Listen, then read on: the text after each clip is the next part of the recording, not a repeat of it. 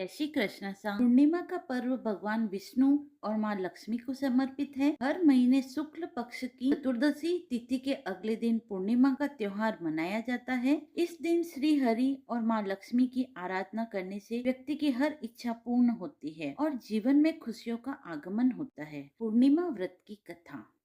द्वापर युग में यशोदा माँ ने श्री कृष्ण से कहा, कृष्ण, तुम सारे संसार के उत्पन्न करता, पालनहार और संहार करता हो।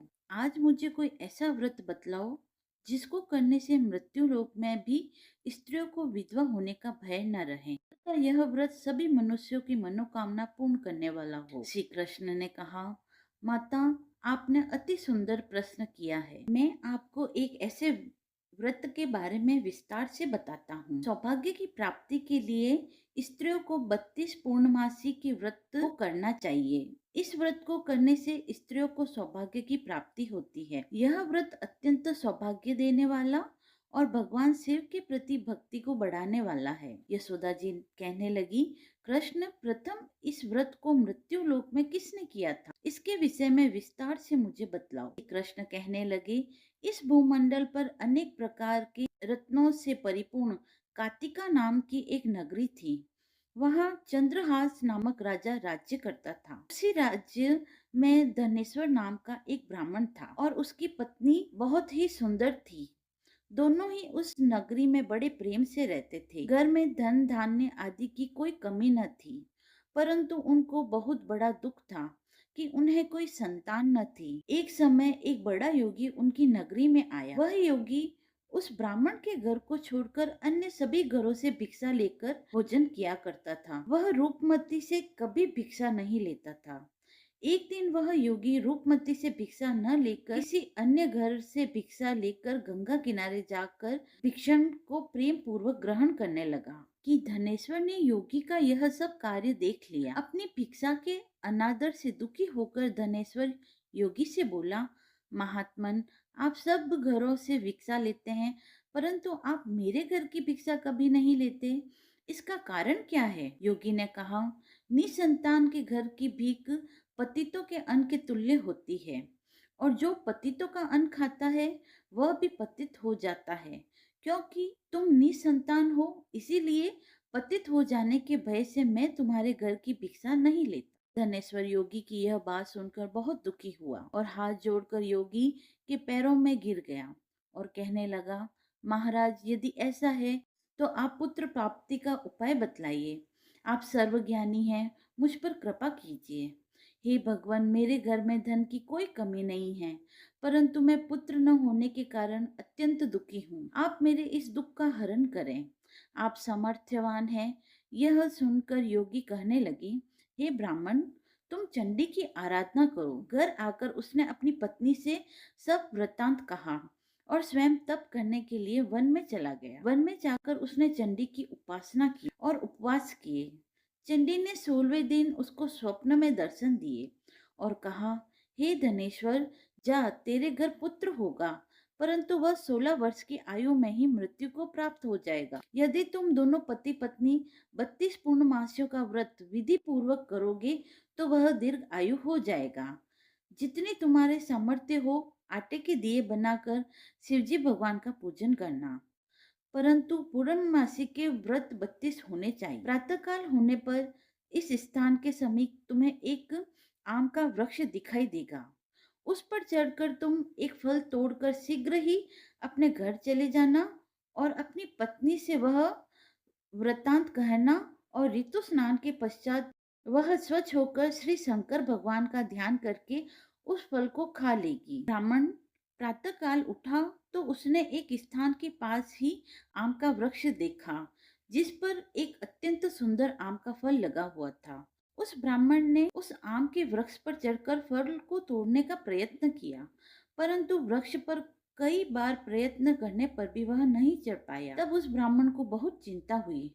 तब विघ्न विनाशक श्री गणेश जी भगवान की वंदना करने लगा और कहने लगा, दयानिधे, अपने भक्तों के विघ्न का नाश करके उनके मंगल कार्य को करने वाले, दुष्टों का नाश करने वाले, रिद्धि सिद्धि प्रदान करने वाले, आप मुझ पर कृपा करके इतना बल दें कि मैं अपने मनोरथ को पूरा कर सकूं। इस प्रकार गणेश जी की प्रार्थना करने पर उनकी कृपा से धनेश्वर वृक्ष पर चढ़ गया और उसने सुंदर आम के फल को तोड़ लिया। और धनेश्वर ने सोचा, जो वरदान से फल मिला था वो यही है, और कोई फल तो दिखाई नहीं दे रहा। उस धनेश्वर ब्राह्मण ने जल्दी से घर जाकर अपनी पत्नी को वह फल दे दिया और उसकी पत्नी ने अपने पति के कहे अनुसार उस फल को खा लिया और वह गर्भवती हो गई। देवी की असीम कृपा से उसे एक अत्यंत ही सुंदर पुत्र हुआ, जिसका नाम उन्होंने देवीदास रखा।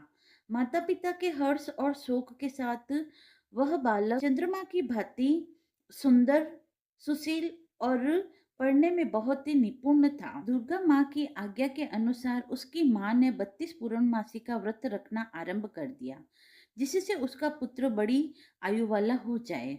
16 वर्ष लगते ही देवीदास के माता पिता को बड़ी चिंता हो गई, कहीं उनके पुत्र की इस वर्ष मृत्यु न हो जाए। इसीलिए उन्होंने अपने मन में विचार किया कि यदि यह दुर्घटना उनके सामने हो गई तो वो कैसे सहन करेंगे। इसीलिए उन्होंने देवीदास के मामा को बुलाया और कहा, हमारी एक बहुत बड़ी इच्छा है कि देवीदास 1 वर्ष तक काशी में जाकर विद्या अध्ययन करे और उसको अकेले भी नहीं छोड़ना चाहिए। इसीलिए साथ में तुम चले जाओ और 1 वर्ष के पश्चात इसको वापस ले आना। सब प्रबंध करके उसके माता पिता ने काशी जाने के लिए देवीदास को एक घोड़े पर बिठाकर उसके मामा के साथ भेज दिया। नेश्वर तथा उसकी पत्नी ने अपने पुत्र की मंगल कामना तथा दीर्घ आयु के लिए भगवती दुर्गा की आराधना और पूर्णमासी का व्रत करना आरंभ कर दिया। इस बार बराबर 32 पूर्णमासी के व्रत को उन्होंने पूरा किया। कुछ समय पश्चात एक दिन वह मामा और भांजा मार्ग में रात बिताने के लिए किसी गांव में ठहरे हुए थे। उस दिन उस गांव में ब्राह्मण की अत्यंत सुंदर, सुशील व गुणवती कन्या का विवाह होने वाला था। जिस धर्मशाला के अंदर वर और उसकी बारात ठहरी हुई थी, उसी धर्मशाला में देवीदास और उसके मामा भी ठहरे हुए थे। संयोगवश कन्या को तेल आदि चढ़कर मंडप आदि का कार्य हो गया था, तो लग्न के समय वर को धनुर्वात हो गया। इसीलिए वर के पिता ने अपने कुटुंबियों से विमर्श करके निश्चय किया कि यह देवीदास मेरे पुत्र जैसा ही सुंदर है, मैं इसके साथ ही लगन करवा दूं और बाद में विवाह के अन्य कार्य मेरे लड़के के साथ हो जाएंगे। ऐसा सोचकर देवीदास के मामा से जाकर बोला कि तुम थोड़ी देर के लिए अपना भांजा दे दो, जिससे विवाह के लग्न का सब कार्य सुचारू रूप से हो सके। तब देवीदास का मामा कहने लगा, जो कुछ भी वधु पक्ष से कन्यादान के समय वर को मिले वह सब हमें दे दिया जाए, तो मेरा भांजा इस बारात का दूल्हा बन जाएगा। यह बात वर के पिता ने स्वीकार कर लेने पर उसने अपना भांजा वर बनने के लिए दे दिया और उसके साथ सब विवाह कार्य विधि पूर्वक संपन्न हो गए। पत्नी के साथ वह भोजन करने लगा तो वह अपने मन में सोचने लगा कि न जाने यह किसकी स्त्री हो। एकांत में यही सोच सोचकर आपको कोस रहा था और ऐसे में उसकी आंखों से आंसू भी बहने लगे। लड़की ने पूछा, क्या बात है, आप इतने उदासीन व दुखी क्यों हो रहे हैं। उसने सब बातें जो कि वर के पिता और उनके मामा के बीच हुई थी लड़की को बता दी। तब कन्या कहने लगी, यह ब्रह्म विवाह के विपरीत कैसे हो सकता है। देव, ब्राह्मण और अग्नि के सामने मैंने आपको ही अपना पति माना है, इसीलिए आप ही मेरे पति हैं। मैं आपकी ही पत्नी रहूंगी, अन्य किसी की कदापि नहीं। देवीदास ने कहा, ऐसा मत करिए, क्योंकि मेरी आयु बहुत कम है। मेरे पश्चात आपकी क्या गति होगी, इन बातों को अच्छी तरह विचार कर लो। परंतु वह दृढ़ विचारों वाली लड़की थी। वह बोली, जो आपकी गति होगी वही मेरी गति होगी। स्वामी, आप उठिए और भोजन कीजिए, आप निश्चय ही भूखे होंगे। तब देवीदास और उसकी पत्नी ने भोजन किया तथा शेष रात्रि वह सोते रहे। प्रातःकाल देवीदास ने अपनी पत्नी को 3 नगों से जड़ी हुई एक अंगूठी दी, एक रुमाल दिया और बोला, हे प्रिय, इसे लो और संकेत समझकर स्थिर चित्त हो जाओ। मेरा मरण और जीवन जानने के लिए एक पुष्प वाटिका बना लो, उसमें सुगंधि वाले एक नवमल्लिका लगाओ और उनको प्रतिदिन जल से सींचा करो और आनंद के साथ खेलो कूदो और उत्सव मनाओ। जिस समय और जिस दिन मेरा प्राणांत होगा यह फूल सूख जाएंगे और जब यह फिर से हरे हो जाए तो समझ लेना मैं जीवित हूँ। यह बात निश्चय कर समझ लेना, इसमें कोई भी संशय नहीं है। इतना कहकर देवीदास वहां से चला गया। प्रातःकाल होते ही वहां पर गाजे बाजे बजने लगे और जिस समय विवाह कार्य समाप्त करने के लिए वर तथा सब बाराती मंडप में आए तो कन्या ने वर को भली प्रकार से देखकर अपने पिता से कहा, यह मेरा पति नहीं है। मेरा पति वही है जिसके साथ रात्रि में मेरा पाणी ग्रहण हुआ है, के साथ मेरा विवाह नहीं हुआ। यदि यह वही पुरुष है तो बताइए कि मैंने इनको क्या दिया। वधु पक्ष और कन्या पक्ष कन्यादान के समय जो आभूषण आदि दिए गए थे वो दिखाएं तथा रात में क्या गुप्त बातें मैंने इनसे कही वह सब सुनाएं। पिता ने उनके कहे अनुसार वर को बुलाया। कन्या की यह बातें सुनकर वह कहने लगे, मैं कुछ भी नहीं जानता। इसके पश्चात लज्जित होकर वह अपना समूह लेकर चला गया। सारी बारात भी अपमानित होकर वहां से लौट गई। भगवान श्री कृष्ण बोले, माता, इस प्रकार देवीदास काशी विद्या अध्ययन के लिए चला गया। जब कुछ समय बीत गया तो काल से प्रेरित होकर एक सर्प रात्रि के समय उसको डसने के लिए वहां आ गया। उस विषधर के प्रभाव से उसके शयन का स्थान चारों ओर से विष की ज्वाला से विषैला हो गया, परंतु व्रत के प्रभाव से उसको काट नहीं पाया, क्योंकि पहले ही उसकी माता ने 32 पूर्णमासी का व्रत रखा था। इसके बाद मध्याह्न के समय स्वयं काल वहां आया और उसने शरीर से प्राणों को निकालने का प्रयत्न किया, जिससे वह मूर्छित होकर पृथ्वी पर गिर गया।